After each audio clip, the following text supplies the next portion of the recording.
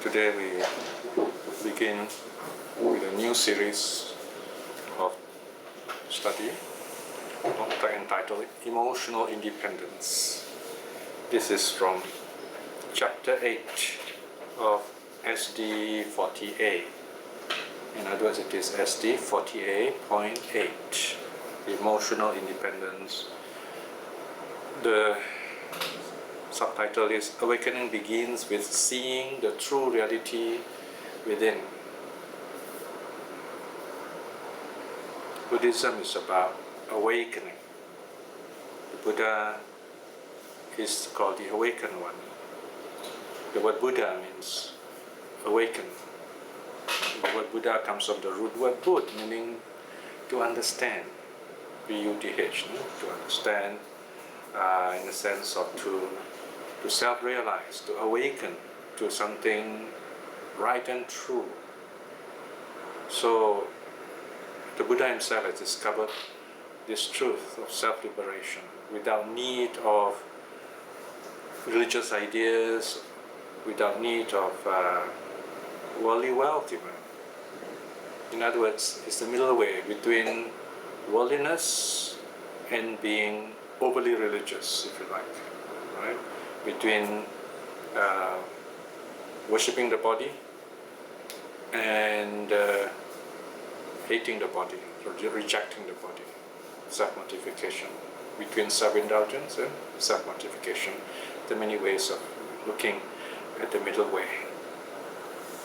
What is interesting here is that if you ask Buddhists around today feel they can awaken in this life, I think on the first problem you might be wondering what you mean by the word awaken. So don't be surprised, don't be shocked. Many Buddhists might not even know what you're trying to ask. They might think that, being a Buddhist is coming to a temple, offering joss sticks, and doing chanting, and maybe doing some rituals for the dead, or maybe some kind of social gathering on Sunday, which is of course quite interesting and important parts of Buddhist practice as we see them today. But sometimes you see this kind of ideas actually fixing us in a certain way of life. This is especially the feature of ethnic Buddhism, traditional Buddhism of Asia, which have, of course, some very good qualities. If you go to Thailand, for example, you find no matter what happens in that country, people are happy, smiling. You go to the villages of Myanmar, Sri Lanka, no matter what happens in the crowded cities, people there are kind. They'll be very hospitable to you, especially if you're a stranger, and they respect their monks and their nuns and mechi and so on. But the point is, once you see Buddhism being confronted by other religions, or confronted by modernity, by science, and so on, we either talk our way out, meaning we talk a lot of things, but when the bottom line is those things are not really useful to us in terms of spiritual practice, or we try to change Buddhism, to modernize Buddhism, thinking that Buddhism is the problem. The reality is we are the problem, in a sense that we need to change. The problem is within us. But we are not exactly the problem. We equals problem. It's not like that. We does not equal problem. Rather, within us, we have these issues which we have to deal with.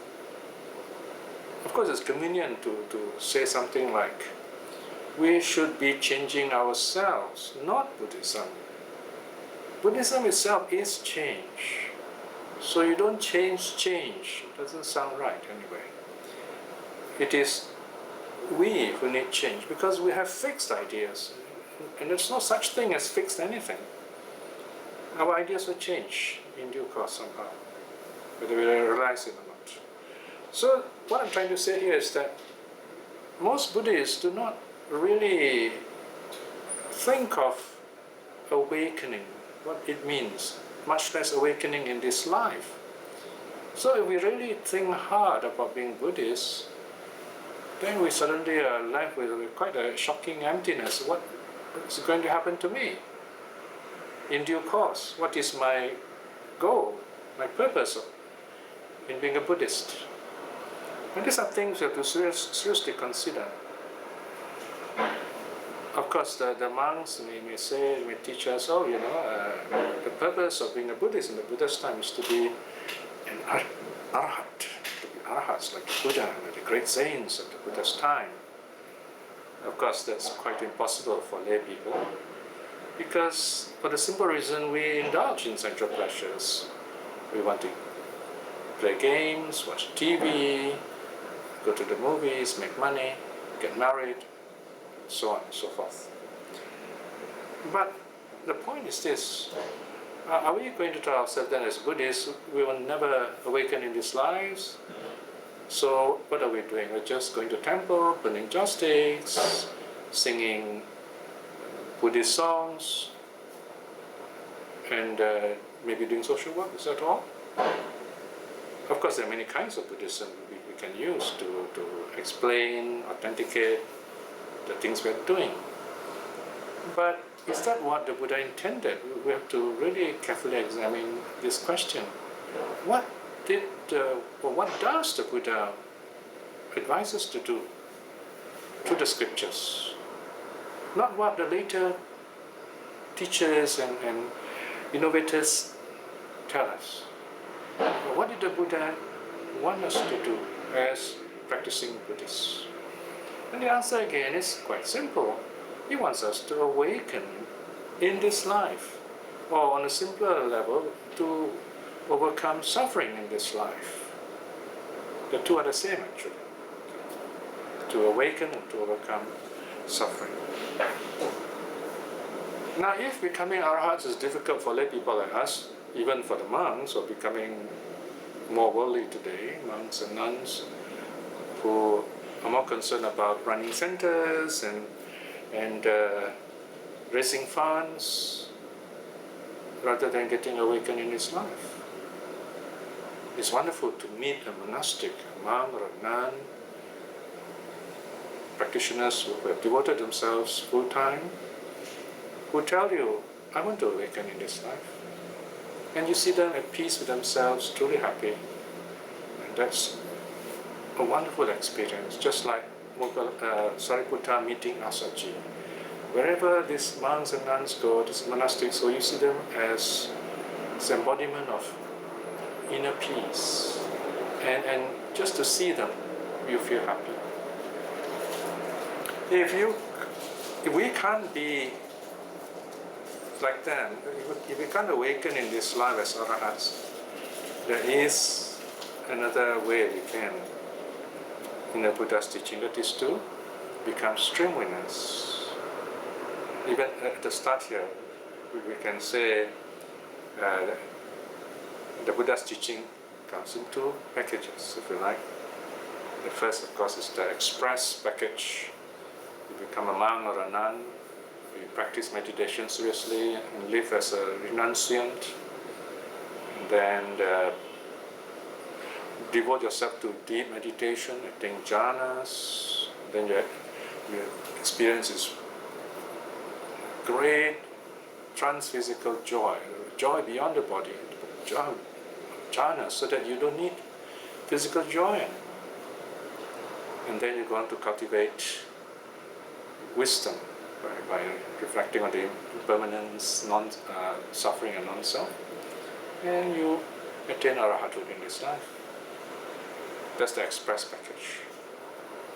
Or we can take the normal package, where we keep the 5 precepts, and we work hard to reflect on impermanence as taught in the 10 suttas of Samyutta chapter 25, the Okanti Samyutta. And then we have become stream winners in this life, or maybe wants you to learn. And this is what we're going to talk about in this 2 or 3 talks related to the title, Emotional Independence. A stream winner is emotionally independent. So we're going to explain what this means, especially in connection with the breaking of the 3 fetters, the first 3 of the 10 fetters. And these are all found in some detail in chapter 8 of ST40A. The first fetter is that of self-identity view. The second one of spiritual doubt. And the third one is that of attachment to rituals and vows. So today we'll examine the first fetter. What is it? How it hinders us from awakening, the first steps of awakening, and how we overcome it. So here when we talk about Buddhism again, Buddhism is possible because doing good is possible. It's possible for us to do good. And secondly, awakening is possible. Awakening is possible. In other words, you can be free from suffering. So here is where, on this topic alone, we can talk quite a lot. In fact, we can spend the whole session talking about it, but we won't do that. We'll just summarize it. If it is not possible to do good, then human progress is not possible. Let's put it quite simply that. And maybe we can discuss it with some intelligent Buddhists, intelligent friends even. And to be awakened is possible. In other words, to overcome suffering is possible. We may not be free the world of physical suffering. The body is always there. Where there is body, there is pain. But mental suffering can be overcome. And this is what Buddhism is about. So in a sense, you might say emotional independence is about overcoming mental suffering. Now at the start here, let me say that just to be sure, what we mean by emotional independence, we're not talking about cutting ourselves off from everyone else. Emotional independence basically means we can be happy for ourselves. Our happiness lies within ourselves. We don't have to look for happiness outside of ourselves. Let's start with that kind of idea. So here, let's look at these 2 words, the 2 component words in emotional independence. Emotion deals with very important psychological states of mind, human states of mind, if you like. Here in Buddhism, we're very clear about emotions, feeling, consciousness, and so on. But let's just focus on emotion here. Okay, look at the word emotion, E or X plus movere, movement. So emotions are thoughts that move us to some kind of action. To simplify this the description here, we can say emotions include anger, sadness, fear, things like that. Yeah? And of course, all these emotions have feelings behind them. Okay? Feelings of 3 kinds: pleasant, unpleasant, neutral. So we have discussed feelings in great detail in chapter 17 under Vedana. So we won't go into details here. So in other words, when we talk about emotions, we're talking about being happy, not being sad, or being more happy than sad. Or when we are sad, we know what to do about it. We learn from it, for example. When we suffer, we take it as a learning process. So in that sense, we can be independent, in other words. Of course, we can be physically independent. We have good health, we have enough food, we have enough money, we have our own house. We might be physically, socially, economically independent. But yet, mentally, emotionally we are still dependent on these things, then we are not really happy. Because if we do not get these things, then we're not happy. Ironically, this is what is called a purpose-driven life. What if you have no more purpose left? Will you still be happy? Right? Whatever purpose we have, it's all man-made, man-made. We can declare this purpose to be God. Very grand sounding name. What is this idea? Who's God? What God? So it's a very difficult idea to start with. So it's best avoided. But then we talk about, okay, success in life. What sort of success in life? We want to change the world. Well, a lot of people have tried since the world started, so to speak, and no one has really succeeded in changing the world. You can't change the world. The world just go on as it is. And I don't think we should change the world. It's a very dangerous thing to do. If we do that, we end up destroying the world. The world knows how to take care of itself, let's put it that way. In Buddhism, we do accept the fact there is this external world, this physical world out there, and you can't do anything about that world. Of course, you can live happily with that world, respect that world. But there is this inner world which we create, and these are the world of our five senses. The world of eye, ear, nose, tongue, body, and the sixth one, the mind, and their respective objects. These six sense bases, sense objects, and their sense consciousnesses form our world. This is the teaching of the Sabba Sutta.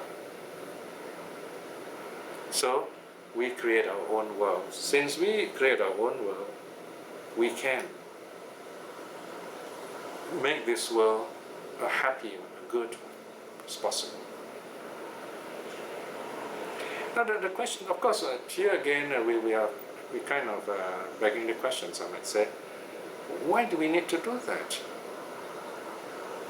And the answer is because there is suffering. There are wrong ways of doing things. To be more exact, we have the three roots: greed, hate, delusion. We are drawn to the world, meaning what? We are drawn through our five senses. We are drawn to things we see, things we hear, things we smell, things we taste, things we touch. We are drawn to them. And again, there's nothing wrong in enjoying this beautiful sight, good food, and so on. But we must know when to stop. True enjoyment means you know when to stop. You feel good, it's just like you have this favorite dish, the food that you like, and you have eaten it, you feel full, you feel good. Yeah, you just sit back, have a nice chat with friends, or just sit quietly enjoying nature.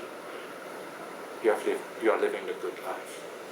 But if you keep on wanting this, and you feel very unhappy when you cannot get it, then of course you are dependent on something outside of you. So here there is a sutta called the Loka Asada Sutta, which says just this, which explains the nature of the world and the possibility of goodness. This is on page 8. Here the Buddha says, Bhikshus, if there were no gratification in the world, beings would not be attached to this world. But Bhikshus, because there is gratification in... Okay. So here gratification means the idea that we can get satisfaction from something can gratify us, namely the world, that is the five senses. And what does five senses do for us, so to speak? Yeah? Because bhikshus, if there were no danger in the world, beings would not be repulsed at this world. But bhikshus, because there is danger in the world, beings are repulsed by this world. In other words, when we seek this kind of gratification of the world through the senses, there's always some danger involved. Danger here meaning these things are impermanent and they can bring suffering, and they have no self. It is this last item, no self, we will be talking about a little more for the rest of this talk tonight. So you have a gratification. We see things out there as desirable, but they have their own problems. Then the Buddha goes on to say, Bhikshus, if there were no escape from the world, beings could not escape from this world. But Bhikshus, because there is an escape from the world, beings can escape from the world. The language is very simple. It's just saying you can be free from this kind of trap. And then the Buddha goes on to tell us how this is done, or what to do next. But Bhikshus, so long as the world's beings have directly known as it really is, the gratification as gratification, the danger as danger, the escape as escape, to that extent, Bhikshus, they dwell with a mind that is free from it, detached from it, released from it, not confined to this world, with its devas, Mara and Brahma, in this generation, with its ascetics and Brahmins, its devas and humans. So here, in other words, Buddhism gives us a reality check. See the world for what it is. This is the nature of the world. So if you can accept this is the nature of the world and you live accordingly, then you will not be troubled by it. It's a very simple idea of living happily in this world, even of awakening itself. Then in the Salha Sutta, A 3.66, the Buddha talks about the joy of the liberated mind. The definition of awakening, if you like. So this is the mind that is free from unconscious views and tendencies. The sutta says, he understands thus, he is the awakened person. He understands thus, previously there was greed in me that was unwholesome. Now there is none. This is wholesome. Previously there was hatred in me that was unwholesome. Now there is none. This is wholesome. Previously there was delusion in me that was unwholesome. Now there is none. This is wholesome. In this very life itself, he himself dwells freed from craving, cool, become cool, experiencing happiness, become divine. Look at this last line, how amazing it sounds. Free from craving. In other words, you no more run around looking for something missing in your life. How do we know something is missing in our lives? It's because we see other people having something. We think there is something that's making other people happy. We don't know what it is. We only have a rough idea. Or maybe we think in terms of things. A car, a house, relationships, computers, right? And we thinkify, we reify it. And so, because we reify it and we don't have it, we feel a lack. Whenever we think of having something, we automatically, necessarily feel a lack. Because to have is never to own.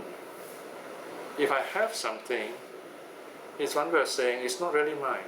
I can only hold it in my hands or maybe keep it somewhere and maybe use a bit of it or use it. Right? You can't say I have people. I mean, it is not really correct. You have a relationship, yes, but that's not a way of talking. You only have a true relationship when you are happy with someone. You are happy inside, and so you're happy with someone. In reality, you're not even happy with someone. You are happy. This person is before you, and you are happy. Maybe the person is the occasion for your happiness, which is good. Or you're just happy, and no matter whom you see in front of you, you're happy. Then you'll be a good teacher. The Buddha is like that. We say the Blessed One. He's happy all the time. So whoever sees him, even the worst criminal in the world sees him, the Buddha is happy, and the Buddha is trying to tell him, in other words, why are you not happy? Why are you doing bad stuff? That's why you're suffering. So here, this is craving. Okay? Then the next one is cool. It's rather interesting word, right? So the Buddha was way ahead of his time. He's the coolest guy around, so to speak, right? So the word cool was not invented in the 20th century. The Buddha used this word cool. Nibbutta. Cool meaning the fires of greed, hate, delusion, all extinguished. So he's cool. No more trouble by greed. Because when we're troubled by greed, we heat up. We're burned by the fire of greed, burned by the fire of hatred, burned by the fire of delusion. This is what the essence of the fire discourse, the third discourse the Buddha gave. Become cool. In other words, fully awaken, attain nirvana, where all this fire are totally extinguished, no more arising. Experiencing happiness, become divine. You don't need to go to heaven to be divine. Right here and now, you're happy. So you are living a divine life right now. Heaven is here and now, if you understand the true nature of life. So there you are. That's how we awaken. By overcoming greed, hate, and delusion. Right? Of course, we are not there yet. So we have to examine a little deeper what really is going on here. Why are we suffering? Why are we not awakened?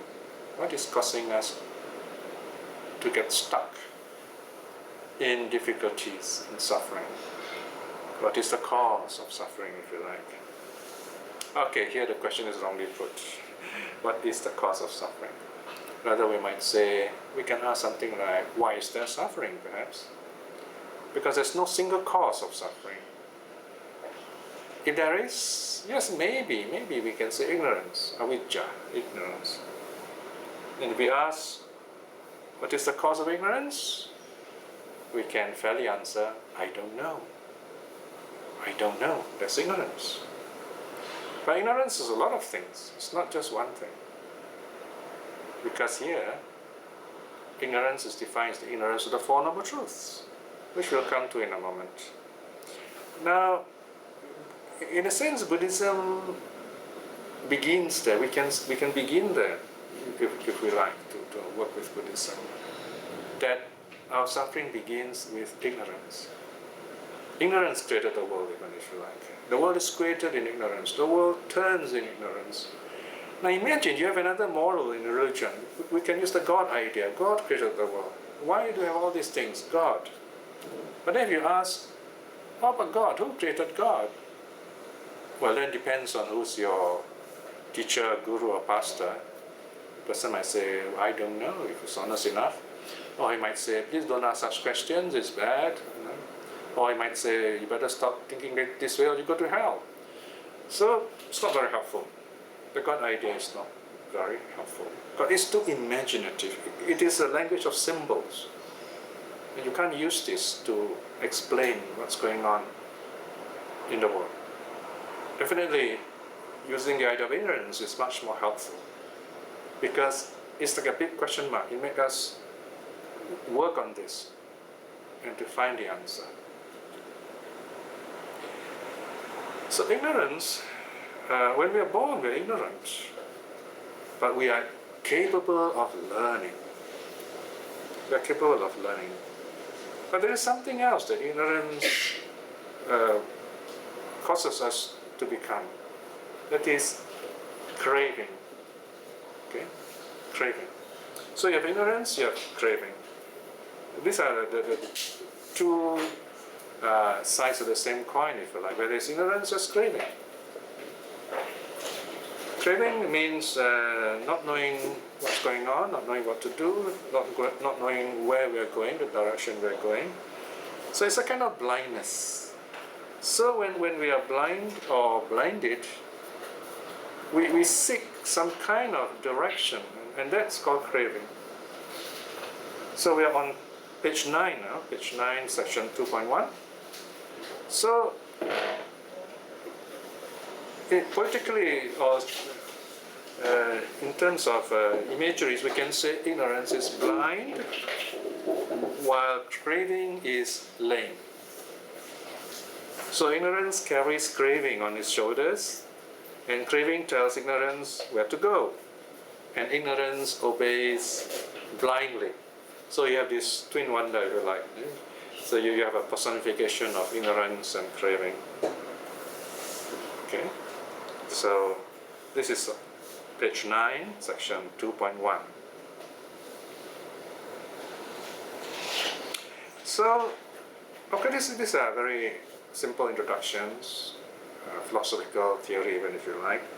So the Buddha goes on to give us a very clear idea. What is it that is preventing us from becoming awakened? What is it that is preventing us from growing, from becoming true individuals? This is another word, another term we can use for someone who's awakened, a true individual.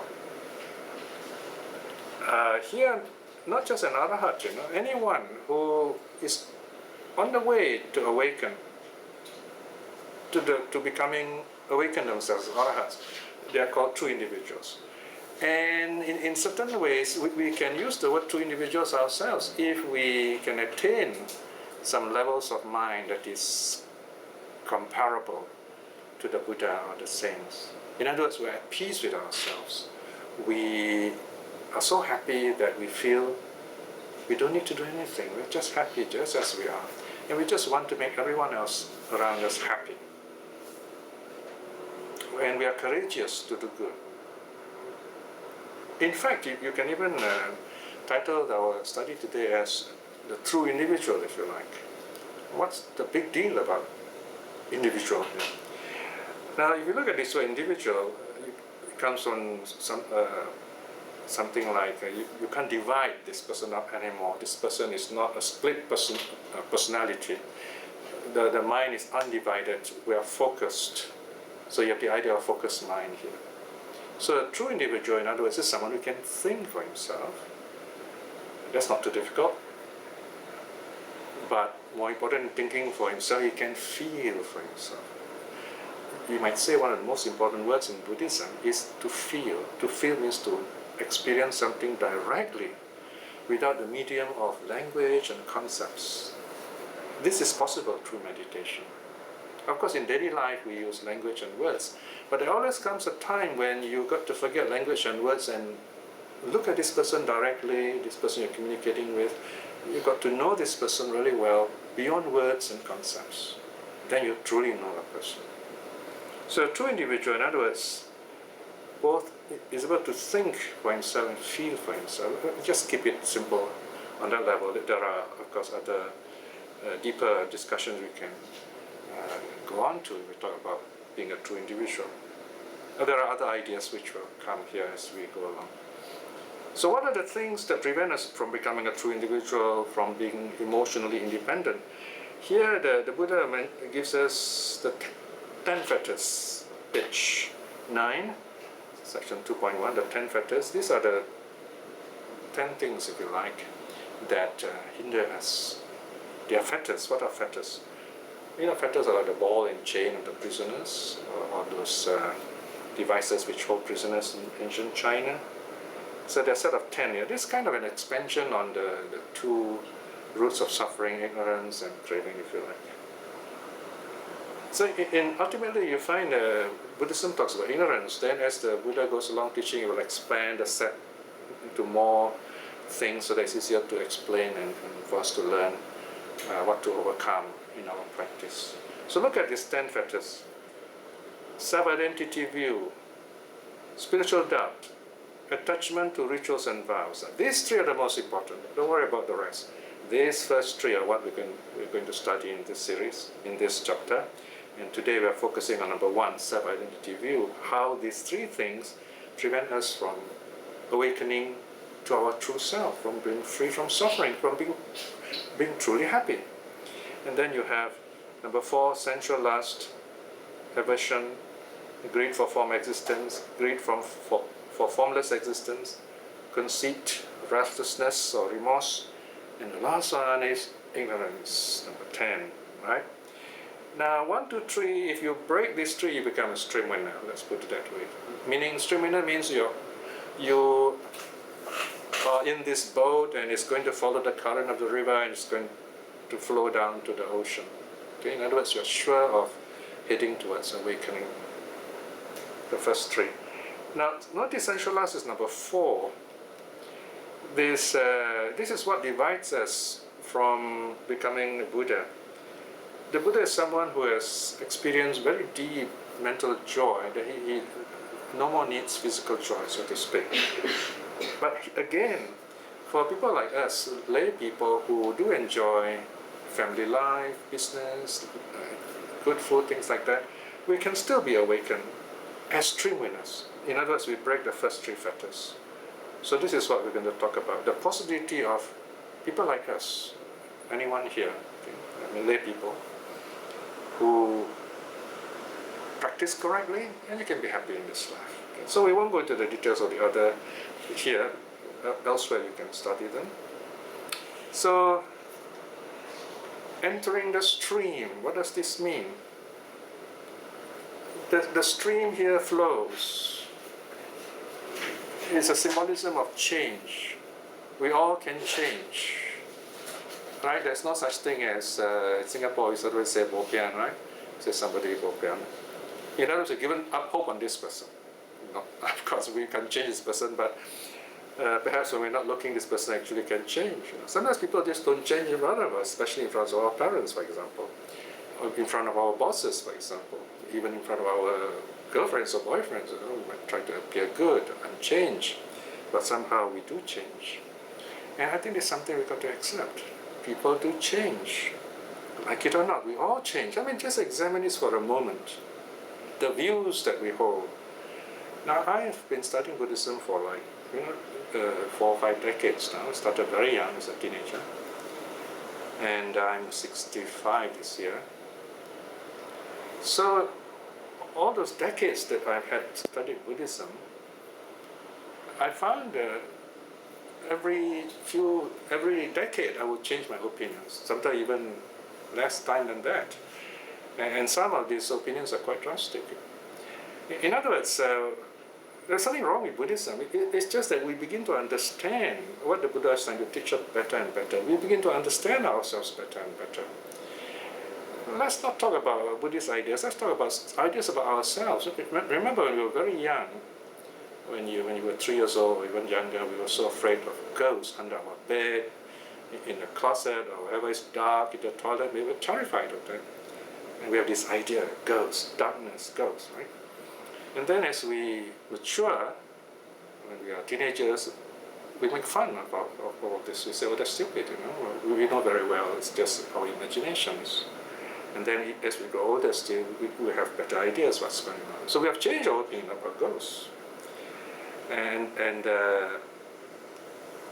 you have teenagers, in the universities who go around trying to find a sweet girl as a girlfriend, and then they fail. So they're very upset. All the other friends have got girlfriends and they don't have one. So they come to the conclusion, all women are bad. So they said, no, I'm not going to get any more girls. I'm going to be a monk, maybe. So they have this opinion, all women are bad just because they fail. You'd be surprised how committed they are, convicted they are to such an idea. I even once received an urgent call late at night from this student in the university saying, I have a problem. I said, what problem is it? I hope it's not a suicide problem. He says, I'm looking for a girl. I said, what's your name? He said, okay, I don't tell you my name. I said, okay. And he says, I need a girl. I said, why do you need a girl? I'm just kind of shortening the interview. And he says, well, all my friends have got girls. All my guy friends have got girls. I don't have a girl. I said, well, if you do find a girl, I don't think you'll be happy with her because you're just treating her as a trophy, because you're comparing yourself with other girls, other friends. You have to look within yourself. What really do you want in life? What is it that's troubling you? You're just comparing yourself with others. So you have to change this view about girls, or about people for that matter. So my point here is that people change their opinions. Yeah, this boy later on he does find a girl, and then he changes his mind. Oh, everything is all right now. We go on doing that. We keep on changing our views, and we must be not afraid to accept this. Of course, the changing must be for the better. We understand ourselves better, we understand our spouses better, we understand our elders better, we understand our teachers, our bosses, our friends, we understand Buddhism better. That should be the case. That is the rule of change. To change is to learn. To suffer is to learn. And if we accept that, I think things are going to be all right, at least for the time being. So, when coming back to the three factors then, okay, so let me just summarize what the three factors are. These are the three things that hold us back from being awakened, hold us back from being true individuals, that hold us back to suffering. Number one is the self-identity view. This is on page 10.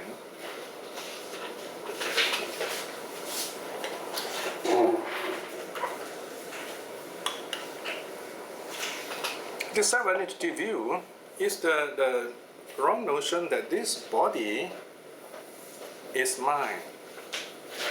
I own this body. To put it very simply. When I say my body, what do I mean? I'm talking about the eye, ear, nose, tongue, body. The 5 physical sense faculties. They are faculties. I'm not talking about the organ, the eye. Right? I'm talking about the 5 sense faculties. When I say my body, but we are talking about the 5 sense faculties. And we think we own them. If we want to take charge of them, to a certain extent we can keep our body healthy, but the bottom line is you don't have full control over your body. You can't say, I do not want to get sick, you just fall sick. You might get gray hairs, you might put on weight, or lose weight, or whatever. And whatever you want may not be what you get. So we cannot really control this body. So the idea here is to accept that fact that this is not really, I don't own this body, right? Yes, I'm here using this body, my mind is here with this body, but that's the way it is. This body is impermanent. On a simple level, it's a reflection and impermanence. So if you constantly reflect the true nature of the body is impermanent, when the body changes, anything happens to the body, you are calm about it, you're wise about it, you're not shocked by it, you mend your body, you take care of yourself accordingly. That's the meaning here. So there is no such thing as a fixed self or a permanent self, in other words. Our body is changing all the time. The cells are moving all the time. And after a certain period, a few years, all the cells in our body, even the bone cells, are replaced. So imagine we are actually physically a totally new person in manner of speaking. So this idea of not being fixed to the idea of this is my body. Try this simple experiment. The next time you're upset, don't use the word I, me, mine. You're angry, okay? That's the easiest, by the way. Easiest to overcome anger. Don't say, I am angry. That makes things worse. When you're angry, it says, there is this negative feeling coming up. Looks like anger. And this anger is not very good. I can feel my heart racing. I can feel this redness in my face, and I don't feel very good. I feel a bit violent, hitting somebody up. So this is not good. I do not want this. This is not good for me. This is not mine. I'm letting it go. This wonderful exercise is called disowning the pain. It's a very important technique I use in Buddhist counseling and therapy, telling people not to own their pain. I mean, notice it. Let's say if you have a friend, or it could be you yourself. Let's say if you got yourself into trouble, something, your boss scolded you, and you're very unhappy, and you tell it to 10 other friends, exact words what your boss said to you. At the end of the day, you have been scolded 11 times. And that's not worth it, isn't it? So this is where we just have to see things in their proper perspective, not own the pain, but to understand that everyone have got their own feelings, and they do not specifically try to, kind of make you suffer. Because if you think you're the only one this person is trying to hurt, then of course you're going to suffer. Someone who is trying to hurt you obviously is not very happy. So if you understand this, then you understand actually it's the nature of happiness. If people are happy, they don't feel like hurting anyone. And that is why, especially, the basic unit of the family, the couple, both have to be happy, especially in marriage. So if they are happy and they share their happiness, then that marriage will get along famously. So self-identity view, in simple terms, is not to use the words I, me, mine too much, and to understand that I, me, mine are just conventional terms. We ourselves are not fixed, we can change, we are changing, right? So that's a basic idea. Number two is spiritual doubt. Essentially this means we have this wrong idea that, I'm not good, I can't help myself, I don't know I can be happy, that the kind of a decision almost you make for yourself. And some religions even tell you you're not good enough. You're bad, you're a sinner. Some religions actually endorse that kind of idea. But in Buddhism we say, no, that's not the case. Everyone can change and you can change for the better. So have no doubt about that. Because if you do not want to change, no one else can help you. How is anyone going to help you if you do not want to change yourself? Number three, attachment to rituals and vows. In simple terms, this refers to superstition. What does superstition mean? It means we are not self-reliant at all. We're always finding fault with something outside of us. If something goes wrong, we look at something or someone as the cause of it. And we think that with some kind of bribery, offerings, prayers, could change things for the better. Superstition, in other words, is trying to blame a single cause for the problem that we have. And in Buddhism, we say nothing works from a single cause. It's always many causes working to produce many multiple results. Next time you have a problem, just examine this wonderful fact. This problem that you have, it's not just one thing, there are many connected things. And the people who started this, there's no one starting this. It's rather the conditions. Or to put it very simply, the next time you have a problem, don't blame anyone, blame conditions. Examine those conditions, you solve the problem. So that's essentially a summary of the three factors. So we have to break these three factors. These are the three kinds of ball and chain that imprison us from really thinking deeply, feeling happily, and suffering and making other people suffer.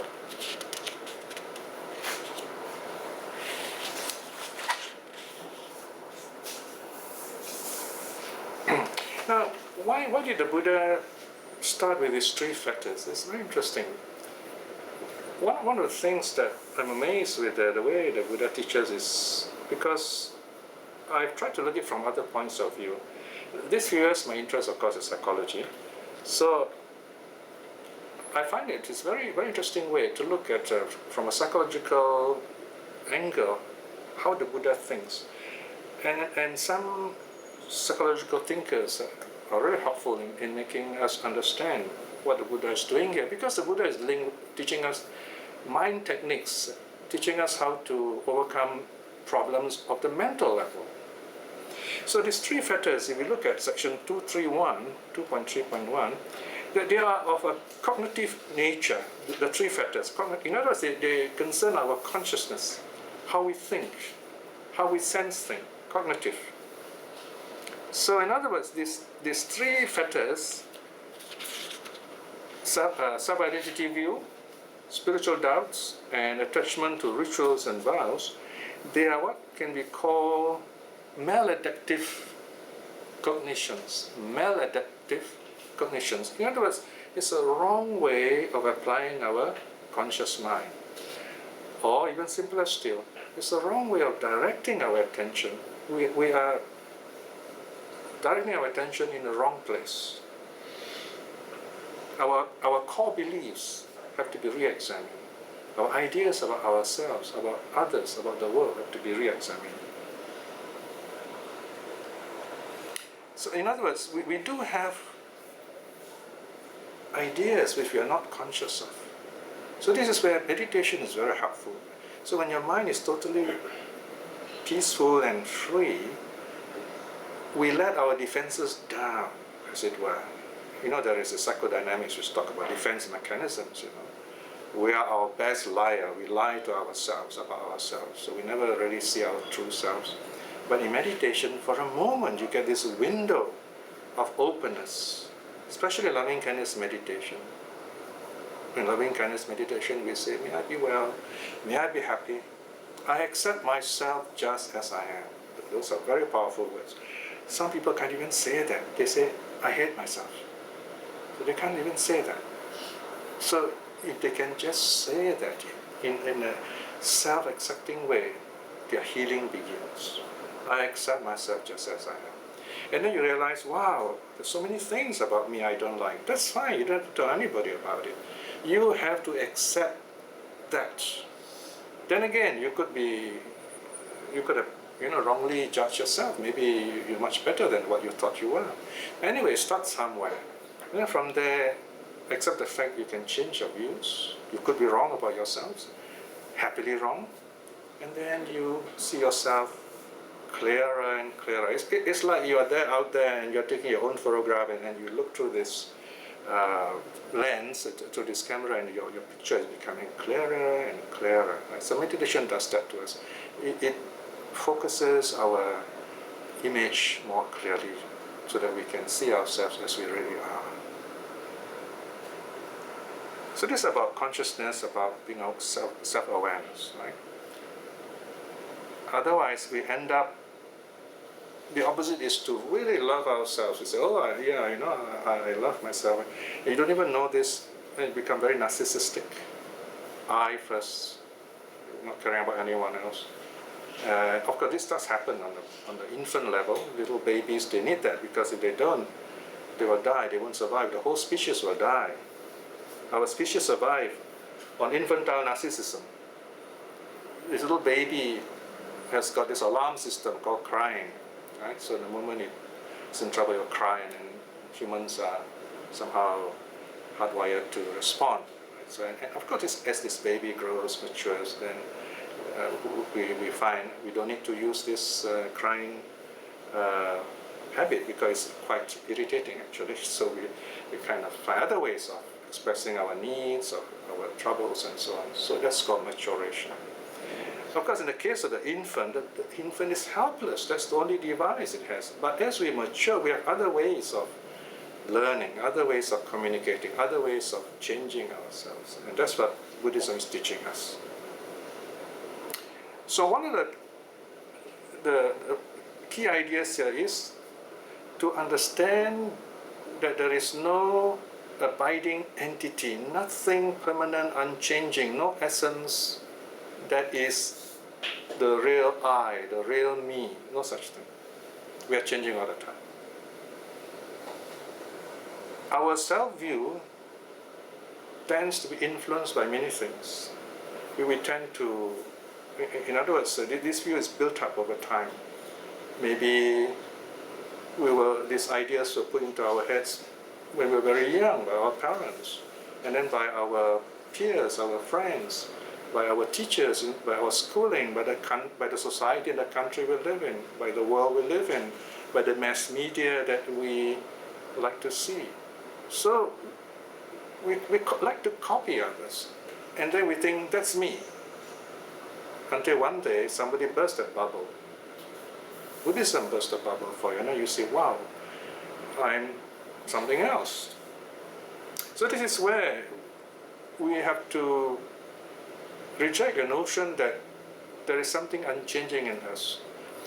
This is where we see Buddhism as a process psychology.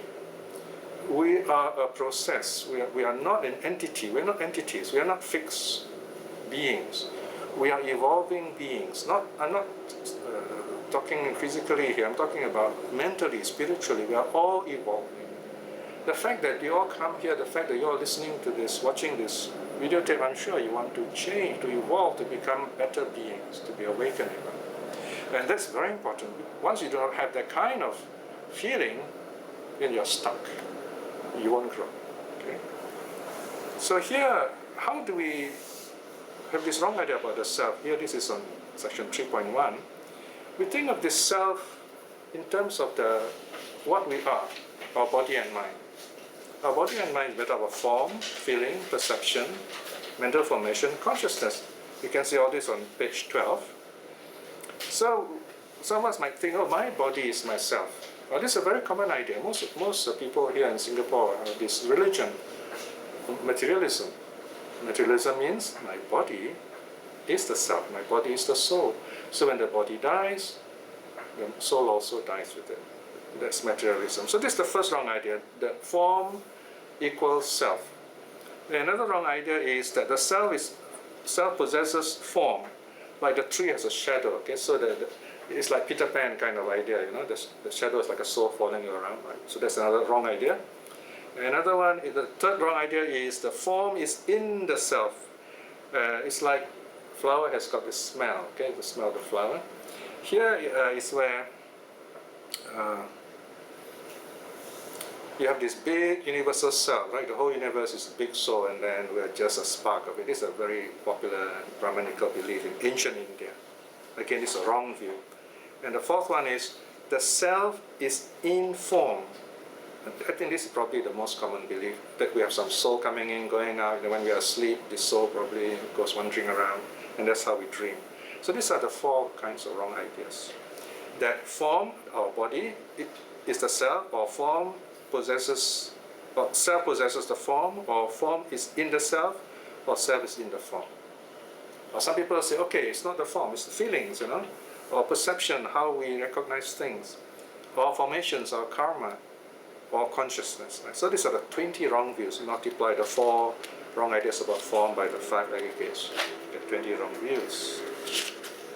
So these are things we just have to let go of. So there is no basis for such belief that something is permanent. How does this idea grow? Of course, through ignorance, right? We see things keep on happening, and then things keep on repeating. We say, therefore, it must be permanent. No, not so. Things do change if you allow it. So we're coming at the end of this study already. So this is where, how do we overcome self-identity view? By accepting the fact that everything changes, including ourselves. Everything in this universe changes. To exist is to change. Without change, there's no existence. For us to understand life, there must be change. Even in language, language is a series of meaningful changes. Everything changes. Of course, some people, some smart aleck may say, oh, there's something that does not change, that's change. Well, that's fine. That is just a language, a way of talking. Whatever exists in this universe must change. Change makes life meaningful. And what is meaningful helps us to know what is the purpose in life. That is something we'll try to talk about the next time. Okay, so today we'll stop here. Reflection first. Okay, let's have a short reflection, then we go on with our discussion. Yeah? Right, once again, we are gathered here to look deep into the Buddha's teaching, to seek true happiness. As long as we spend no effort to find out who we really are, how we think, how we can be happy, we will find the answer sooner or later. And this is what Buddhism encourages us to do. This is the early Buddhism, the teaching of the Buddha. Reflecting in this way, we create very good mental energies, very good karma. And by the power of such karma, may we attain spiritual liberation in this life itself, namely stream winning. In this moment of peace, let us send our loving kindness to all those people we love and care for, that they may be well and happy. Even to people who are distant from us and people we have difficulties with, that the Dharma may touch them, and that they may be happy too, and in that way be our friends. And we together make this world a happier place to live in. May all beings be well and happy. Sadhu, sadhu, sadhu.